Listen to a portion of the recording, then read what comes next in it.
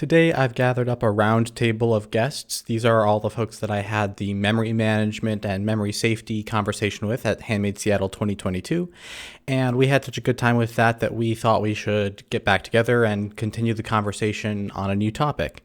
Evan formerly worked at Google and worked on such projects as Google Earth and Google Chat.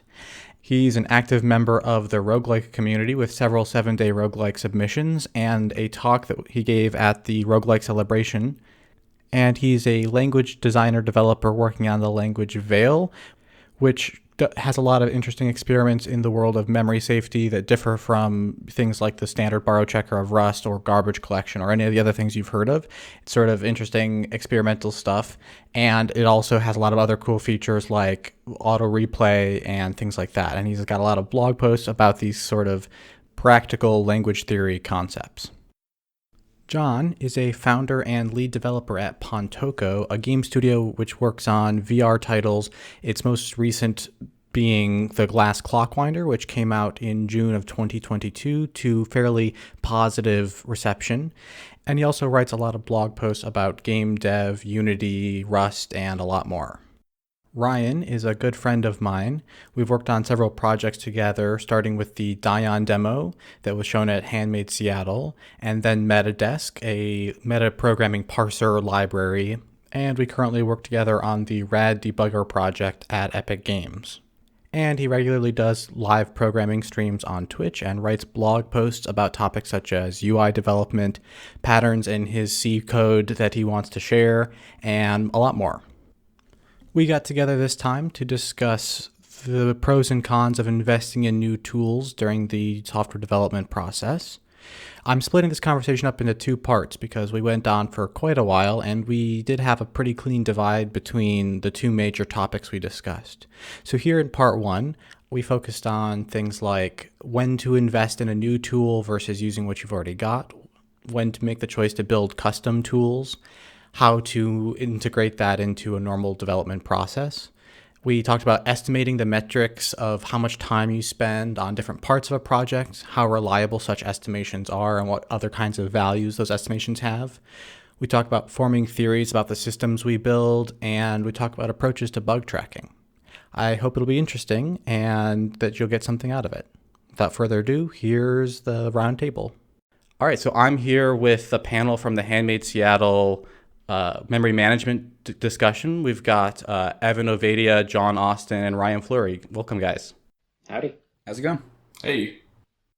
So what we're talking about today is the role that development tools play in the future of making quality software, both on like a personal level, like how do I, as a programmer, make better tools or make better software using the tools that I might have available to me, and also industry level, how does the industry get to better quality software? So we can kind of bounce back and forth between those two sides of the discussion or the like perspectives on the discussion. And I think it's a really broad topic. So the first thing I want to do is get specific about what kind of tools we'll be talking about. And I'll have you guys add to my list, but a few ideas I had that I think of as development tools are languages. So like the ways we express a computation. And I'm stating that as slightly distinct from compilers and tool chains, which are the implementations of those all the way down to some runtime. And, you know, there's distinctions there because I can get two different C compilers and one might be a lot better for me if it's like error handling style is a little more to my liking, if it's not giving me annoying warnings, if it's on the right platform, the target platforms for me. And of course, a language is different, and you know, lots of languages these days are on the same tool chain in the sense that they're all on LLVM. So I kind of see them as orthogonal, which might be an interesting thing to discuss. Like, how are they the same or different as concepts of tools? And of course, there's other parts of our editing, or like editing and IDEs are other parts of how we do this. So the environment we create for programming in, the debugger is a part of that, the visualization stuff like graphical debuggers, visualizing debuggers like Visual Studio. Even like the hand-rolled debuggers you put into your own program, like logging tools and stuff. And then we have like more specialized tools, like a game engine, I think is another example of a development tool. It sort of crosses the line into being more of a library, which would be off topic because it also comes with pre-built solutions. But there are aspects of a game engine that I feel like are very similar to having a compiler or an IDE at your disposal.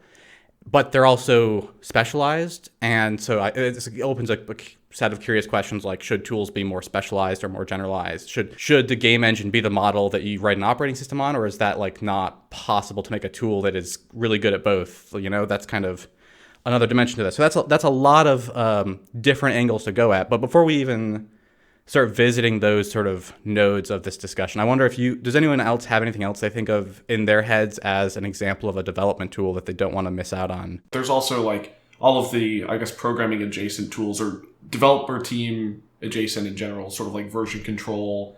I guess that's mainly what I'm thinking of. Like team or project management tools as well, I guess, fall into the category, but it starts getting slightly outside of development tools per se. But I guess it's still an interesting like sphere. Yeah, I think version control is very relevant because a lot of visual scripting languages don't handle version control very well. Yeah, and I've bracketed for now sort of a different aspect of this, which is tools you could imagine getting like more serious. So visual scripting is an example of this, and some other styles that are sort of adjacent to visual scripting, which in my mind, visual scripting is perhaps the most predominantly used thing outside of the standard paradigm of programming, but there's still like a separate question of this sort of future of tools that don't quite fit into the paradigm that is really successful now. And so I think it'd be helpful to keep the topics sort of segmented, just because how we evaluate something like a new language is going to be a lot different than how we evaluate something like a whole new paradigm that is not language based. Or at least it could be. So I think we're going to like visit to that sort of future-looking blue skies aspect of tools in like a round in part 2 of this discussion. But we will get there. Evan, were you going to say something? Yeah, I'm not sure if it's also too adjacent or too distant, but practices like commenting and testing, they're not exactly tooling, but they're often a good alternative to certain kinds of tooling, sometimes better, sometimes worse. I don't know how relevant that would be, though. I think that's super relevant. So I think we've got a good list of what tools we're talking about currently, which is the things that exist that are working well. And the first big question I have is, when it comes to our overarching goal here, so we're talking about improving software quality that either I can generate as an individual or that the entire industry generates. How much of the pie of, if we imagine the pie chart that is the improvements that can be made, and we can get some of them from tooling, are there paths other than tooling? Are there options in our like list of things we could, like levers we could pull to improve software quality that aren't tools, right? That's, I think, another question that kind of has to be answered to make a meaningful the exploration of this. We have to know that it's useful in comparison to other options. Like the things that popped in my head immediately are some things like what you mentioned, Evan. Like, are there just certain disciplines and practices which are not really tools? They're more like methods that actually carry the water at a better cost benefit sort of way than making tools does. And so I want to put that forward. Like, first of all, what are other options we have, and how do you guys think that like development tools stack up against these other options? In the sense of, if we wanted to go make software quality better, it would make sense to put all your eggs into one of these baskets. Or if you were going to like split it up, how would you split it up between tools, maybe let's say practices and disciplines, and education as a third example of something that might be valuable to improve software quality? Yeah, so I think it wildly like varies depending on the domain. Like if you're writing a single player game, right, then you're going to want to use like a nice statically typed language. Like you can't really do integration tests that well for a game. Maybe you guys can correct me if I'm wrong, because you guys are more into the game development sphere than I am. I'd say that's generally true. Okay, yeah. And then and you might use instead things like, I don't know if you'd call this fuzz testing, but like a randomized player that has like a very basic monkey testing, I've heard. Yeah, that might be sometimes. It. Or chaos testing, maybe. Maybe. And then if you have a domain like, you're writing some airplane software, like you need to throw every single like static analysis and proof system that you can at the thing, because like the risk of a bug actually causing harm to someone is, the damage a bug could cause is much worse. But most of my time, and I think a lot of programmers in the industry, most of the area we spend our time in is things like servers, apps, games, command line tools, more average programs like that. And there it gets interesting. It's not super clear that we want to use every single tool in the toolbox. We don't want to use proof systems, and for simpler things like web servers and games, we might not even want to use borrow checking. I would say we always want to use static analysis. We always want to use some form of testing, but I don't know. That's my vague 20,000 foot view of it. Yeah, I definitely agree. I was very tempted out of the gate to sort of beg the question and sort of say like what is software quality and why do we implicitly assume that we want it? Like I think actually the last 5 to 10 years of my coding has been unlearning all of the big tech kind of software quality assumptions and just being oh wait, actually no, we should just forget encapsulation. Let's go back to just doing something very simple and not worrying about it. And we've actually given up a lot of code review and we're a small team, but it turns out it's just not that necessary, or it wasn't doing anything for us because it we don't miss it really. And we still use it now and then, but there's a lot of those implicit assumptions that I've been testing over time, and it's I thought that was code quality, and I thought that was what we were striving for, and now I'm kind of trying to figure out exactly what is actually the goal in some ways. The question of whether tooling or maybe as a category the way that we use tools opposed as sort of opposites, it reminds me a lot of the question of nature versus nurture, what is more dominant in one particular aspect. But I think the answer is that both of these things are necessarily overlapping all the time. And this happens when people look at certain behavior of mammals or something. It's is that nature or nurture? And it's kind of a non-meaningful question to some degree because it's nature sort of encodes how you respond to nurture in that aspect. And I think of this problem in a similar way where there's necessarily two overlapping spheres, which is you have what tools are available to you, and that sort of forms maybe the nature, and then there's the nurture side, which is how people are trained and think about using these tools. And I think there's necessarily improvement in both. I don't know what proportion of my eggs I would put in either basket. I mean, whatever. I guess I would be biased towards doing whatever I thought I would be better at. But I think you can't ignore either side. Basically, there's necessarily ways to improve the way that we use the tools at our disposal today, and there's also bound to be improvements that might even have an impact on how people use tools just by changing the tools themselves. Yeah, so I'm gonna put a pin on the point John brought up. I actually have written down this meta question. I didn't want to start with what is software quality because I think it's too high up there, but it seemed inevitable that we'd get around to it. And you also used a different phrase, which is code quality, which I think implies something very different from software quality. And this is sort of getting into my own opinion of how to straighten that out, but I'm also here to hear what you guys think about straightening out the sort of the meaning of software quality. But I want to focus on this question because we got a first round of answers there, and I think if we dig deeper, I can sharpen up the question a little bit for another round and see what you think about this. So if we were going to try to make a plan for the next few years, let's focus on the individual case first to scope things down a bit.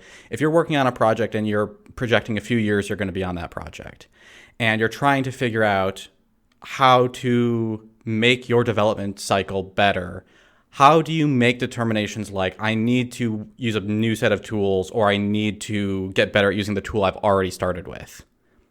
What do you guys think about that? Is this as just a second question? Yeah, just as this is just purely I'm trying to be use my time well, get things done, but not do things too inefficiently.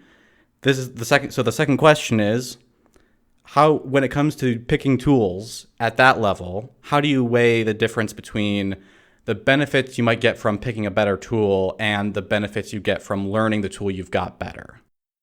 This is something that I think about a lot because right now we're spinning up a new project, which presumably will take 3, perhaps longer years. And I've looked back a lot over the tools races we've made, and it's really tough because oftentimes I look back and I can't really justify in terms of just overall time the choice of a different tool. Oftentimes it's probably just would have been faster to do the thing manually 100 times than to like write that tool. And like, but on the other hand, I think that there's an intangible value to me of like almost like developer sanity, like the like mental stress and frustration of having to deal with like crappy tools is non-negligible, and I think affects developer velocity in a way that's hard to sort of pin down, in the sense of it's like if you have a really sluggish and slow iteration time, you might just not want to do things that make the game better or make the software better because it's just like a pain in the butt. And so you're only going to do whatever's like easiest or the low-hanging fruit. Whereas if you have really good tooling, it might take you longer to make that tooling, but you actually might be able to create a better product. You might like be less likely to burn yourself out. Like there's a lot of other benefits that I think are important to consider beyond just pure like productivity trade-offs. That's kind of my general take, is like I think a lot of people like to look at it based on like that XKCD of like, you know, how many like minutes per day do I save, you know, kind of versus the time it takes to make. And like, I don't think that's the whole context that should be considered. If I was to take a stab at this question, I would say, find someone who's used it before. That's if the tool already exists, of course. But specifically, find someone who loves it. That's not hard, right? There's plenty of people who love tools, right? But then also find someone who hates it, like hates its guts, right?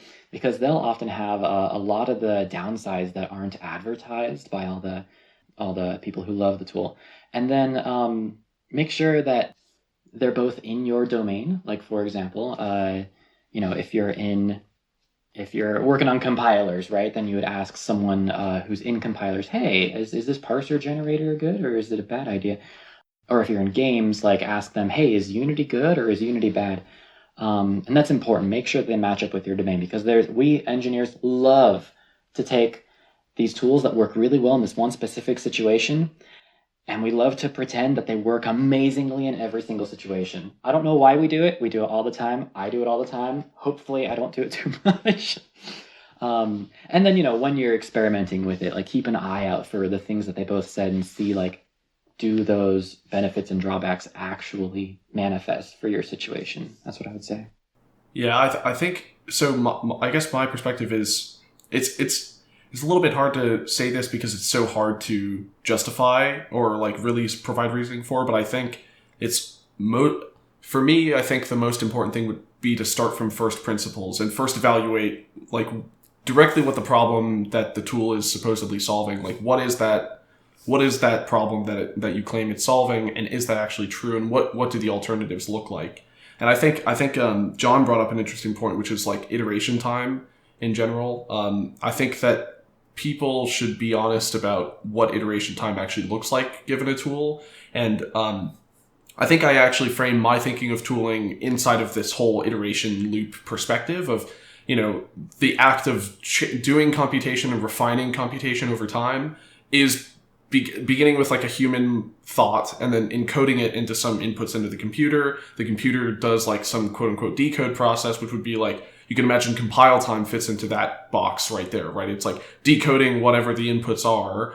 And if that's a complicated process and it slows programmers down, then maybe all the other wins you could have gotten with the iteration time, like maybe that's not worth it. Like maybe you shrunk the number of iterations you needed, but you increased the time it took for the computer to decode your inputs that much. So then it like eats away all of the wins you had elsewhere.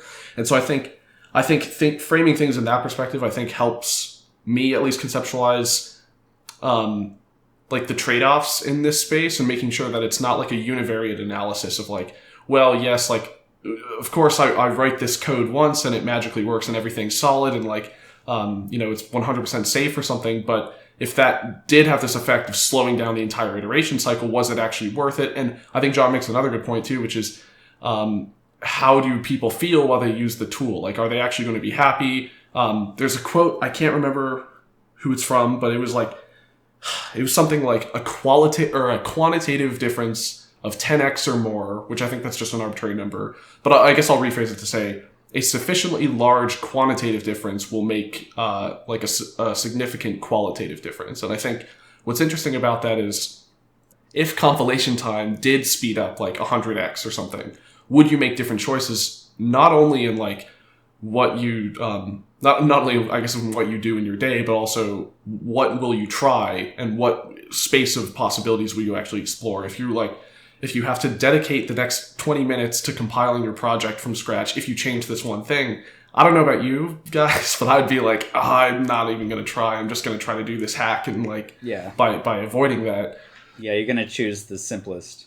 Yeah, that's exactly the point. I feel like so a good example from like our games is we built this like tool to allow it. So like for our game, The Last Clockwinder, we built a tool to allow you to like replay entire game sessions. Like you could sort of record inputs and then just play back the game session. So if you hit a bug, you can like play back everything and just like replay that bug, which took a lot of effort to build, but it allowed us to be more aggressive with the type of game design decisions we made. Like we were able to make and I won't go into too much detail, but like we were able to make like more precarious systems design choices because we knew we had this ability to detect these bugs and be able to replay them.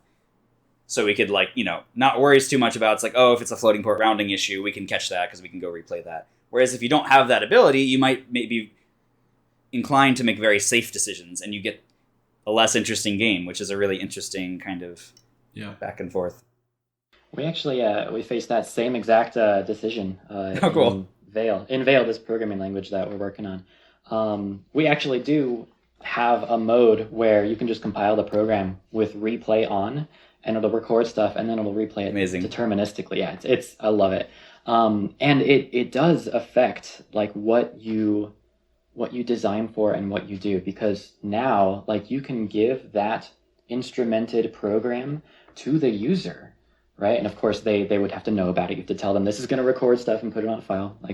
And then if they hit a bug, they can send it back to you, and then you can fix the bug. Yeah. And knowing that you can fix any bug that a user runs into because you can reproduce it perfectly, like that is a big win tooling wise. Yeah.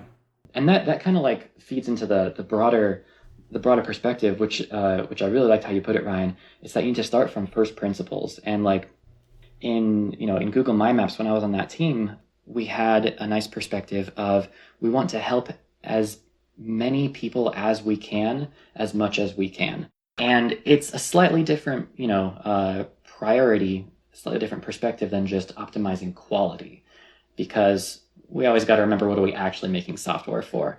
And when you look at it from that perspective and then, measure the tooling choices by that particular metric, the whole landscape changes drastically. Like suddenly you're not using proof systems. You're not using these super advanced tools that slow down your development velocity. You're making much more realistic, pragmatic choices. So it sounds to me like you guys mostly agree on this, but I'm going to pose the opposite view that I do hear people say, because I think it's very easy to just blow by it, which is the temptation to spend a lot more time thinking about, like you mentioned that you got a lot of mileage, John, out of implementing this debugging feature.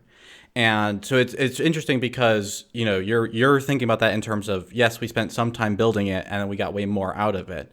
And I think that sounds very rational and easy to do, but on the beginning side of that, you built it without knowing that was going to be the case. So I'm wondering how do you, like, walk me through the process of what that's like to be at that end of the process? Like, how do you make the decision, commit to it, not knowing the payoff, and like, how do you do the tentative evaluation of which tools are worthwhile to invest in at that stage?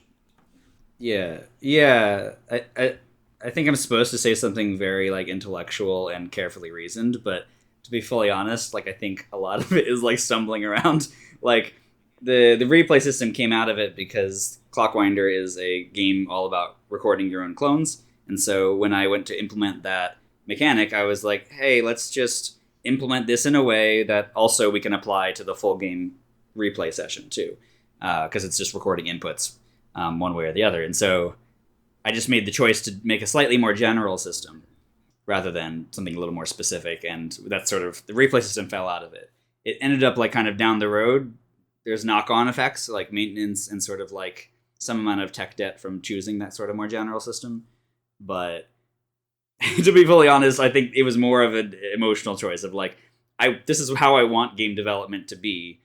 And when I talk about developer sanity, that's kind of what I'm grasping at, which is that like I don't know, because like if you look at AAA games, like a lot of them have terrible engines, and the iteration times are terrible. They don't invest in their tech stack at all, and like, you know, they still make pretty good games on decent schedules oftentimes. And like, I'm not saying that corporations are able to really pick through this very well. Like, they're probably making the wrong choice, but I think it's really, really hard to sit down and like estimate the trade-offs, because it's not just time. There's other things that are all plugged into it. And so, I don't know. For me, like if I were going to try to sit down, and actually, funnily enough, we're doing this for the next game because I've been working in the new Unity Dots system, and I'm like, I'd like to rebuild even a better system. What I'd like to add is scrubbing. So the other system doesn't have scrubbing, but I'd like to be able to scrub through a replay. And so like I'm right on that edge right now of like, this is feeling like a lot of time, but also, I don't know. Like it's I don't know. It's like I think from any objective point of view, it's like going to take more time to make these systems than you'll benefit from them. But I do firmly believe that it's important that we enjoy the process of making games and making like software, and that leads to better software in general. And so I am inclined to invest in it for partially those reasons. I see. So I think I want to like summarize that, because you're saying something that I don't think comes out in these discussions a lot, which is that you're saying, even if it's not like on a numbers basis of time in, time out, a win, it's a win on these intangible bases that make it worth it for you in a way that doesn't quite boil down to simple business logic. It's not like, obviously I can make a rational, like you used the word rational at the setup there. It's not the case that you could make a rational case for the decision, and yet somehow you have a way of knowing that this was going to work for you. And I think I'm thinking about like, we've got some people listening who have no doubt like wanted really badly to have a successful project. That maybe like indie developers who are young and still figuring out, like bumbling around like you are, except they're falling down this rabbit hole of working on those things and not the thing that they wanted to finish initially. Yep. And it's really curious how you're managing,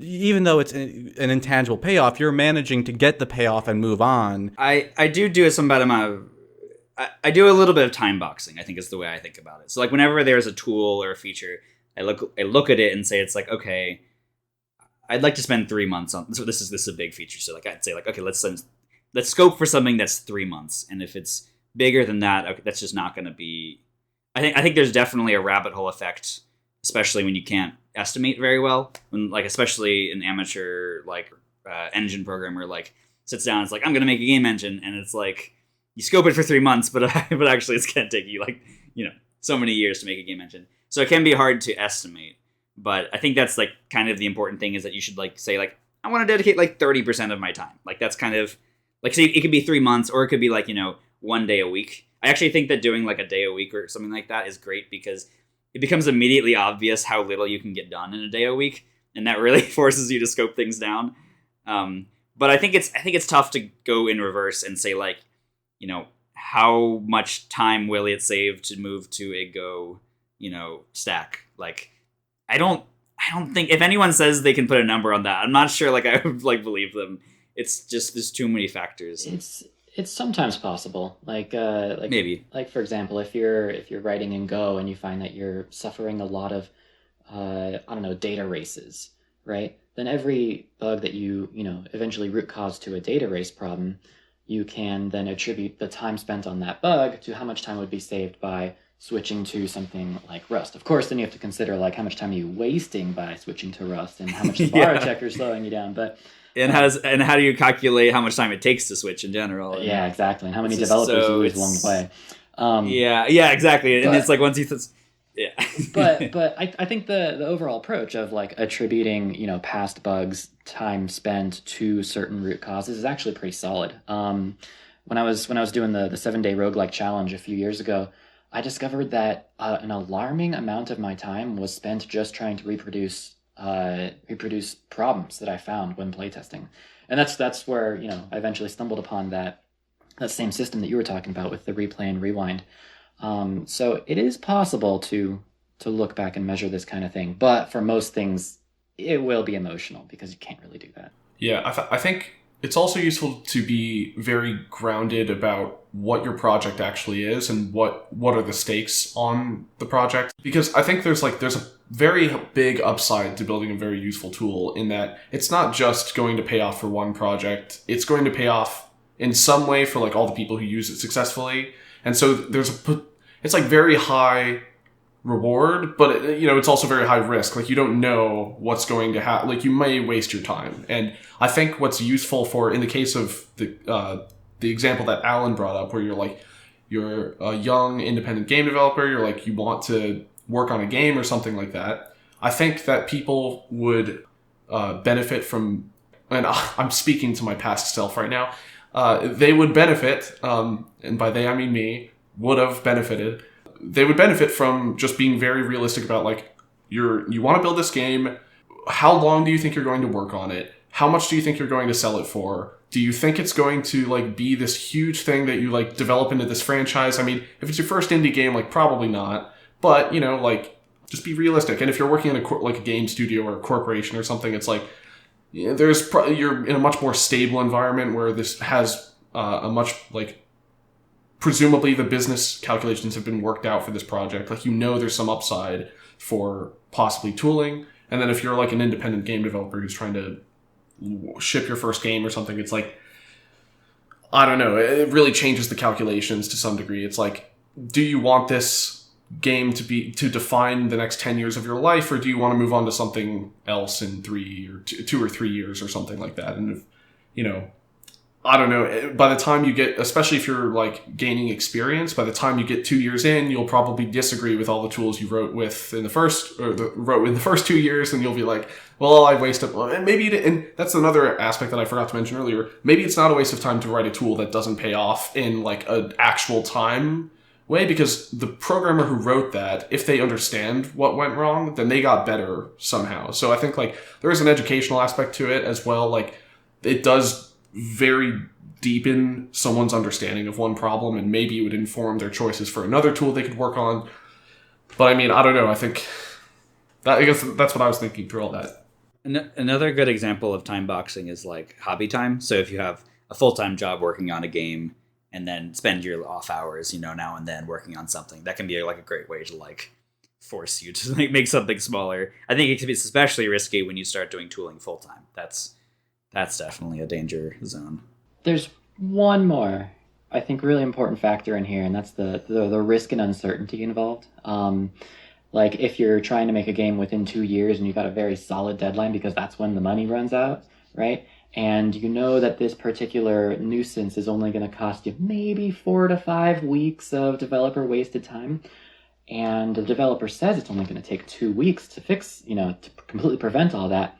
But this developer, I'm talking to my past self too now, and maybe they're not that great at estimating, then it might take closer to 8 or 9 weeks, and in the end, you've, caused some risk to your end product. So it's sometimes better just to go with the more certain solution, even if it means not making a tool that could solve your problems in theory. I feel like if I had to succinctly state a rule, I would say like, if your goal is to make a game, you shouldn't make tools unless you've made like several games and you know exactly how it's coming together. Then maybe you could think to make a tool. But if you're like making tools for your first game, you should just assume you're not going to make a game, which might be what you want, but that will probably happen. I think that's great because that did much more thoroughly answer the original question I was shooting for, which was the value of when tools, what ways are tools helpful and what ways they aren't. And I think a pattern I noticed through all of that, and I don't have like a list in my head of exactly when this came up, but it really stood out to me at one point when Evan was mentioning like, earmarking all of the bugs and the time you spend on different types of bugs. And then also the idea of time boxing and, you all said things along these lines, though, that are very clearly discipline things and not things a tool can do for you, right? You have to do the discipline of actually paying attention to when you're fixing a bug and writing it down that you were fixing a bug, or saying, here's my time box and I'm not just getting lost, right? These are all discipline things, but they sort of interweave with these tool decisions. It's like there's not either you master your tool or you build a new one. It's like they're dancing with each other in an interesting way. And I think that's, you guys made a really like clear picture of that. Having mentioned that, it does remind me there was one other thing I thought was interesting in the case of what Evan brought up on the bug thing. We haven't talked at all about tools like, I mean, Ryan did mention team management, like tracking stuff. And this is sort of in that, like a bug ticket type system, things like that exist. And I was not going to go down this route, but because Evan brought it up, I do think there's an interesting conversation in the direction of Evan was sort of making the case that we can evaluate the time in, time out on a particular tool or a collection of tools. Usually no tool can be evaluated in isolation, since you have to use an editor too, and you have to make a series of decisions. But then you can evaluate that context and see, are we getting a lot of bugs of this type or not? Or at least that was the claim Evan was making. We didn't really stay and linger on that topic, but I think it is an interesting one, because whether or not that's measurable is super important.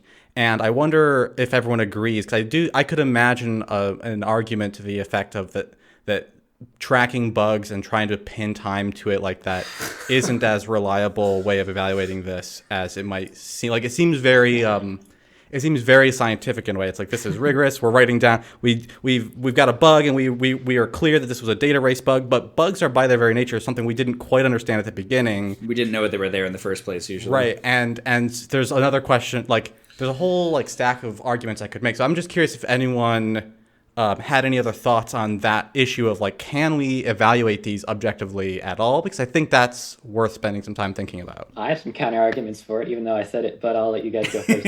I'm worried that we agree. I mean, here's my philosophy, is that I don't think it's possible to fundamentally estimate that kind of work. Especially we do that for bug tracking towards the end of a project, and you have this inherent problem where yes, you can estimate the bugs, but then you're getting more bugs as every week as well, and so now you have to be estimating how many bugs are coming in, but that's almost also impossible to estimate, and inevitably we never really succeed in estimating it. But my overall philosophy is that it's still important to try. There's this weird phenomena, I think, that happens that when you give up estimation completely, that it sort of everything just explodes and kind of goes off the rails. But although I don't think you can estimate very well. When you sit down to actually make the effort and look through what's going on and doing that due diligence actually is the more important part of the estimation, because it kind of forces you to just think about it. I'm hearing you say something along the lines of, I'll retraverse what you're saying to see if this is sort of the point. It sounds like you're saying that process of keeping track of what kind of bugs you're hitting and how much time they're taking isn't so necessarily a tool for, or at least in your view, it's not really a super helpful tool for deciding if Go or Rust would be better for your web server, but it is paying off in valuable ways in this process in other ways. It's keeping the pulse of your project and understanding what's going on, but you wouldn't extrapolate that to a conclusion like Go using Go leads to data race bugs, is what I'm hearing you say, more or less. I think that's accurate, yeah. And it can be helpful sometimes, and the closer you get to the deadline, the more accurate it becomes naturally. But yeah, it's sort of the diligence I think you mentioned, or discipline. That's what it was. Yeah. It kind of feeds into that. So yeah, I was gonna say about the idea of bug tracking and everything is, I was thinking basically that in many cases, sometimes this isn't necessarily true, but I think that bugs are often a sign that someone's theory has been proven incorrect in some way. Someone had a hypothesis about the way the system they built was going to work. And the fact that there's a bug means they didn't foresee maybe how their system was going to produce some effect, or especially how their system may interact with a different system written by especially someone else, but also possibly them 3 months ago or whatever. How those systems click together. There's some theory about how that's all going to work, and that's how you do the initial pass of writing the thing in the first place. And a bug is sort of I don't see bugs as the cause of a problem. I see them as a symptom they're sort of the first order problem. But there's if you took the derivative of that function or something, you would find a deeper second or third order problem that's our theory about how we would avoid data races in this program or problem or whatever we're working on, that theory has just been totally proven false, and we've gotten ourselves into a situation where we're able to write code for, like 80 hours or something, like 2 weeks for the whole team or something, and we could have written 100 data race bugs without even noticing it once. And maybe that's the first problem that needs to be solved. The second you see like maybe the second data race or something, then if you get to that point, then maybe it's like, yeah, maybe we weren't actually using our tools appropriately in the first place. Like, it's not necessarily that we had the wrong tools. Maybe we got ourselves into a situation where we had this theory that this thing would work out, and our theory was wrong. And so the solution is not to fix the one data race; it's to fix all data races within your code base or within your problem. And I don't necessarily think that's a language problem, or it doesn't have to be. And this ties into our like memory allocation stuff too. It's like you could switch to a language that has this like family of solutions to solve this like class of problems, but there's also like other ways you could address the class of problems too in another environment.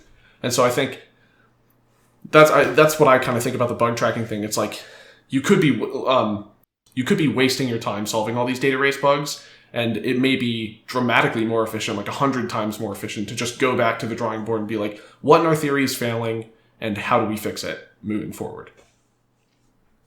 Does that make sense? I think I follow Ryan, but I also know Ryan well enough to know how he puts ideas. So I'm curious if everyone followed that, or if you have follow-up questions, either of you, Evan or John. I'm not sure I have many theories about my code that this kind of technique could show are wrong. I don't know if I think that hard about my code. Maybe I just misunderstand what you're saying, Ryan, but like when I run into a bug in my compiler, usually it's not that my theories are wrong. Usually it's just that I'm an idiot and I didn't code according to my theories. I don't know how. What would you say to some problem like that? So I think like to make it explicit, what I'm sort of thinking about would be to like refer to maybe a more concrete problem, or maybe like a simplified concrete problem. And this might be like let's just take like the simple synchronization problem of you have some shared data structure that multiple threads need to be like either reading or writing. And what you can do inside of C, for example, is anytime you like legally obtain a pointer to this data structure or something, you have something inside of the type system that's like, before I'm even going to give you this pointer to this thing you're asking for. So you have like some key system or something, and these keys are totally like, they're just light, like little hashes or something like that. And you want to map these, like when you actually want to do some work, you want to write or read from this shared data structure. You want to, you have to take this key, get a pointer to the thing that you want to write or read from or write to. So you have like some lookup function or something like that. That lookup function you can sort of like play with the type checker a little bit and be like, before I give you this pointer to this data structure, you first need to pass me like this scope or this like something that you've set up in this like enclosing block structure or something like that.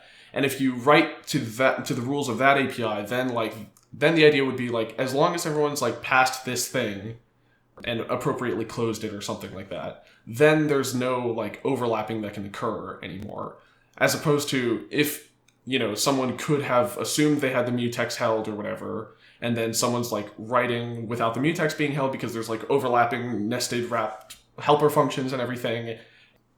But you can like formulate all of the code such that you always have this guarantee that if I'm doing something, if I have this pointer, I also have this like scope concept being passed to me also or something. And that guarantees through the type checker effectively that I have obtained this work that was just, or I have this proof of work that happened that was like proof of, I guess that's kind of like a coat ticket. There's a crypto term too, but yeah. Yeah, so You know that sounds a lot like Rust. Just well, I guess what I'm saying is like you can do the same thing inside of C's type checker too. So it's almost like you don't need to switch language, like to a new language if you could have just like thought through the problem and been like, oh, I see. Like, let me just enforce this rule across every instance where this problem could arise. Right.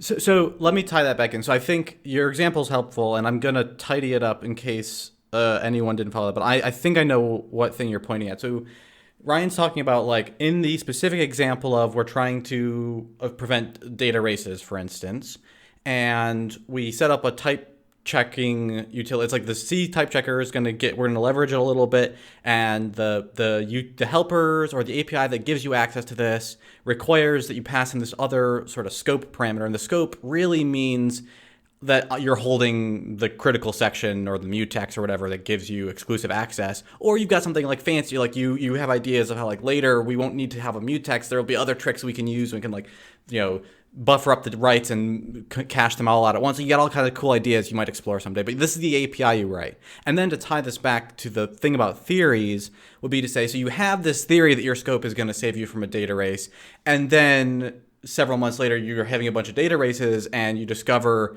oh, no, the scope thing doesn't solve the problem. That's what you were trying. That's like the theories thing you were talking about. Does that clear up for you, Evan, what Ryan meant by the idea of you have a theory? Yeah. That does. Although I'm not, and I love that approach. And like a lot of RAII, a lot of Rust, a lot of linear type systems kind of go in that direction. And I think that works, and we should do that as much as we can. I'm not sure if it really solves everything or even most of the bugs that we hit, because it assumes that we have a planned theory and solution for every bug that could arise. And in my experience, there's a lot of bugs that they don't fit into anything. They came out at left field, they're super surprising. But still, like, I like that mindset, and that can only help. Yeah, I like it.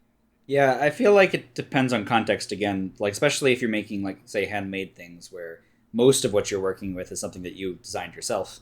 I think that kind of philosophy fits very well. I think when you're working within a lot of other systems where it's just like half the bugs are, parts of the OS you just didn't expect to work a certain way, or just trickle down effects of the maddening complexity that is modern operating systems or whatever it is, or game engines, I think it's harder to apply that there because, yeah, you can have theories about how the operating system works, but it's not really feasible to hold the full operating system in your head ever. So you're going to have to be dealing with stuff that you don't know.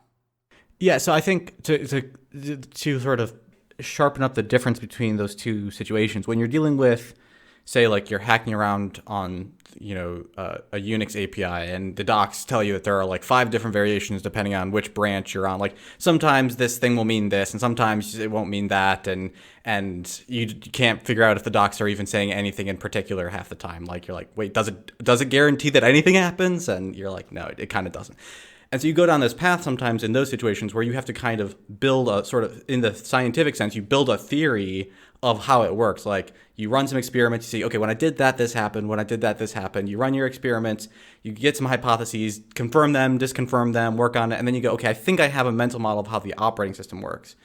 And then what Ryan's talking about isn't really about a theory about how something else works, but rather it's a theory that it's more like a mathematical theory. Like, I think I have a theorem that I haven't sit down and proven, but I think I have a theorem that this structure prevents this bug class. I guess, no, I think I understand that. I guess what I'm saying is that you can only have the, like, sort of ability to have that kind of theory when you work in enough of a walled garden that you're building on first principles. Like, if you can't even begin to have those kinds of, like, broadly true theories when you're working on essentially like a bed of sand that falls out from under you.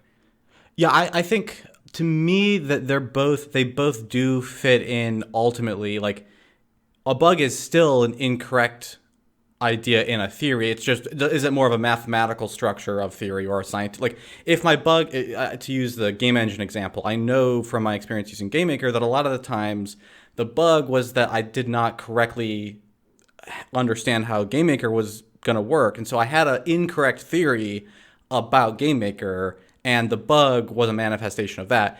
And I think, I don't know, now I'd have to get Ryan to reiterate it, but I think that the principle he was pointing at, whether it's these sort of more scientific style or mathematical, like, fully under my control kinds of situations, the idea that a bug is an example of, or it comes from a wrong theory, I think would still apply. And so then I'd have to have Ryan remind me, like, what was the, that was sort of a premise, but what was that premise driving to, if you can remember?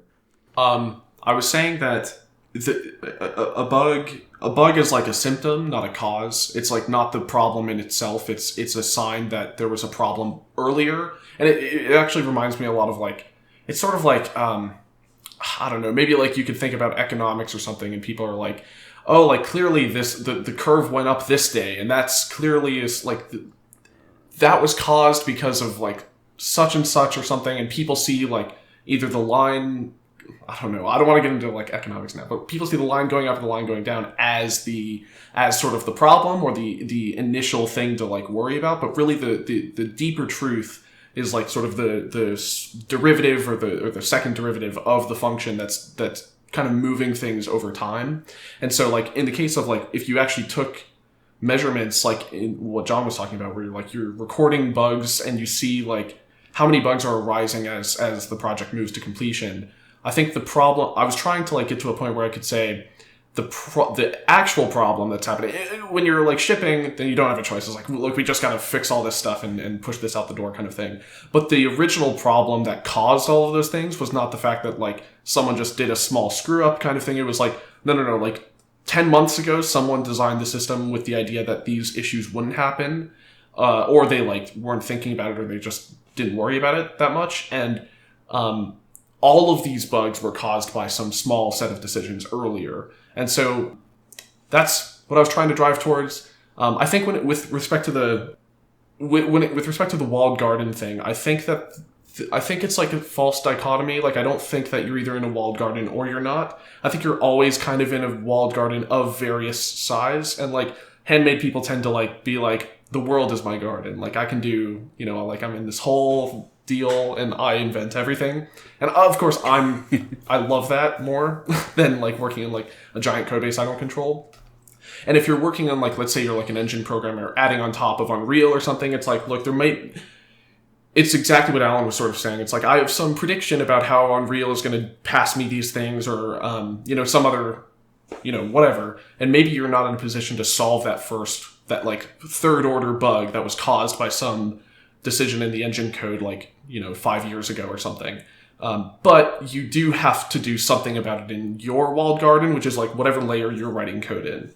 And so, yeah, I don't know. I guess that's what I would say. You necessarily will be disempowered if you're like at this tiny little layer on the top and like you don't control the rest. But I think that's just a truism at some level.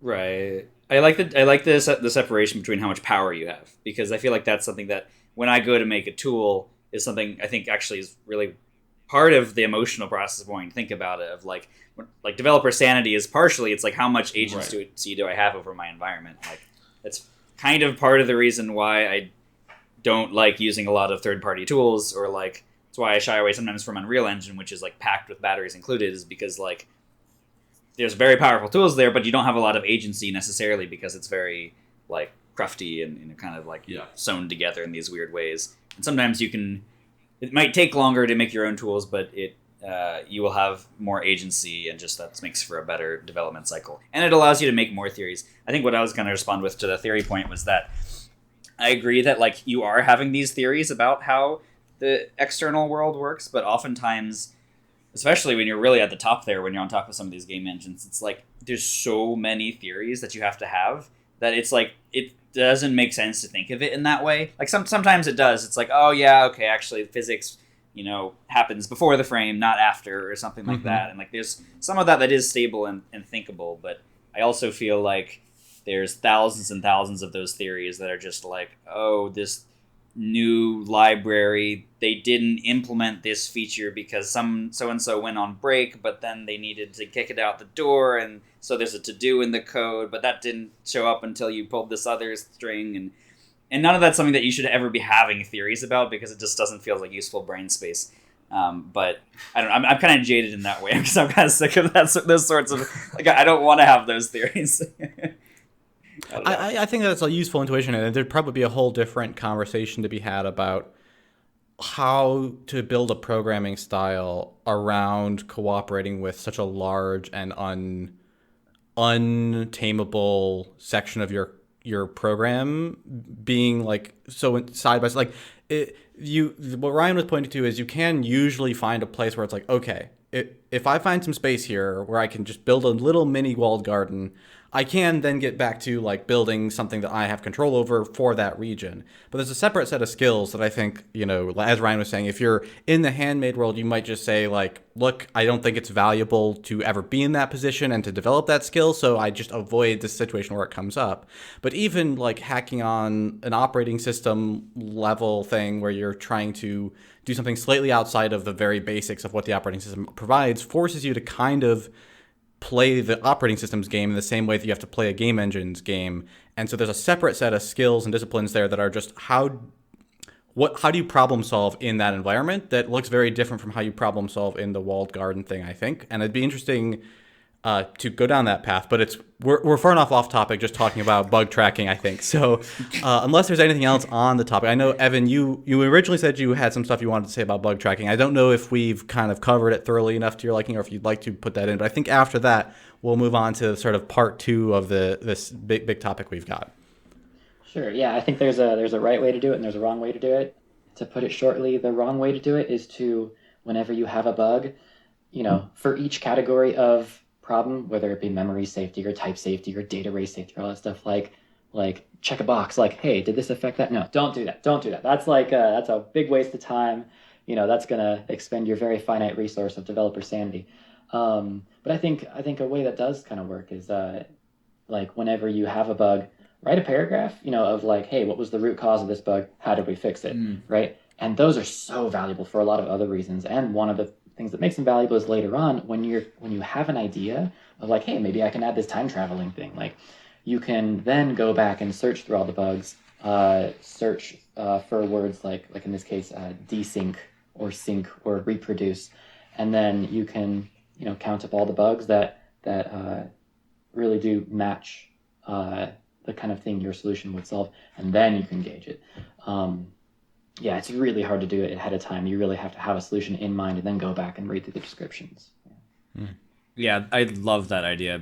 That the concept of doing like sort of mini postmortems on every bug you hit. Exactly. Like whenever I do that, it's always so useful, and like being disciplined to do it is very hard. But like it's always useful to trace it down and be like, was this something that I could have prevented? And sometimes you couldn't have, and that's useful to know. But like oftentimes you could have, and then you can sort of keep that in mind and.